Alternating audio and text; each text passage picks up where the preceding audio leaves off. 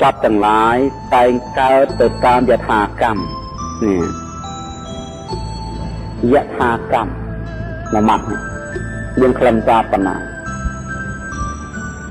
មិនមែនកើតដោយសារហេតុអីគឺកើតទៅតាមយថាកម្មយថាកម្មប្រែថាតាមសំគួរដល់អំពើតាមសំគួរដល់អំពើនឹងកើតតាមសំគួរដល់អំពើ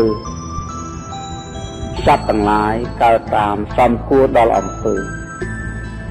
នឹងយថាកម្មប្រែថាតាមសំគួរដល់អំពើតើតាមសំគួរដល់អំពើនៃជនណាកើតតាមសំគួរដល់អំពើនៅអំពើរៀងខ្លួននៅបុគ្គលម្នាក់ឥតមានកម្មរបស់ជនណាទេគឺកម្មរបស់ខ្លួនជាតិនេះកើតឡើងអាស្រ័យនឹងកម្មចាស់ជាតិមុនដែលខ្លួនបានធ្វើហើយជាតិខាងក្រោយបន្តអំពីជាតិនេះដែលនឹងកើតឡើងថ្មីអាស្រ័យនឹងកម្មជាតិនេះដែលខ្លួនបានធ្វើហើយតាមសំគួរដល់អំពើចង់និយាយថាអញ្ចឹងហើយចោលអំពើនឹងអ្វីគេទៅកម្មអ្នកប្រែថាអំពើបានដល់ការប្រព្រឹត្តការអនុវត្តបើប្រព្រឹត្តល្អទៅគេហៅអំពើល្អបើប្រព្រឹត្តអាក្រក់ទៅហៅអំពើអាក្រក់តាមសំគួរដល់អំពើណាធ្វើមិនបានទៅមិនមានទេវតាមិនមានព្រំឬក៏មិនមានព្រះឥសូរព្រះនរាយណ៍ឬក៏ជនណាម្នាក់ក្នុងលោកបង្កើតសត្វទេឬចែកវណ្ណៈសត្វទេគឺសត្វកើតឡើងតាមសំគួរនៃកម្មរបស់ខ្លួនកម្មនេះឯងវាជាឧបនិស្ស័យសម្រាប់បន្តពេលវេលារបស់សត្វទាំងឡាយក្នុងសង្សារវដ្តនេះហូរទៅមិនដាច់ដូចទឹកហូរដែលមិនចេះវិលទៅមុខរហូតវិញ្ញាណប្រព្រឹត្តទៅខាងមុខរហូតក្នុងសង្សារមិនបានវិលទេឬផ្លាស់រហូតចិត្តផ្លាស់រហូតអញ្ចឹងចាំស្ដាប់ការបកស្រាយ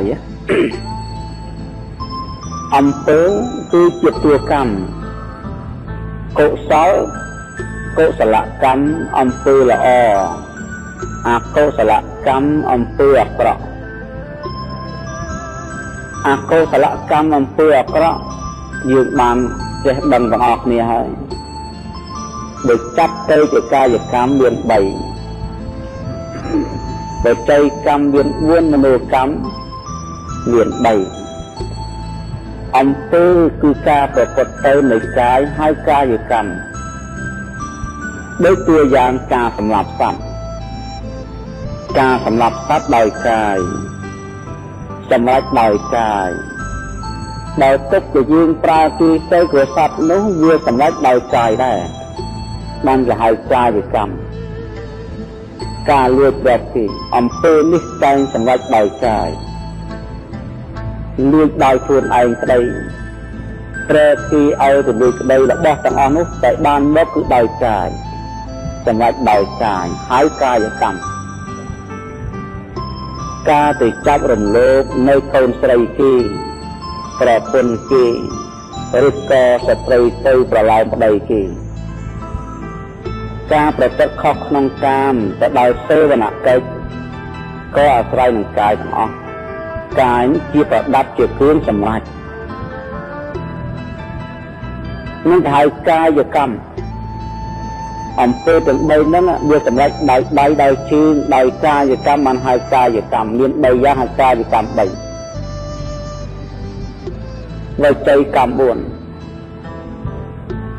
ការនិយាយកុហកកិរិយាពោលពាក្យកុហកបោកប្រាស់ញុះញង់បំបែកបំបាក់ជឿប្រតិចលើងាយមួយថោកជនដទៃនឹងការនិយាយលេងសើចសុទ្ធតែសម្រេចឡើងដោយសម្ដីដោយវាចាជាគ្រឿងសម្រេច បានđượcចាត់ថាវិច័យកម្មព្រោះសម្រេចដោយសម្ដី4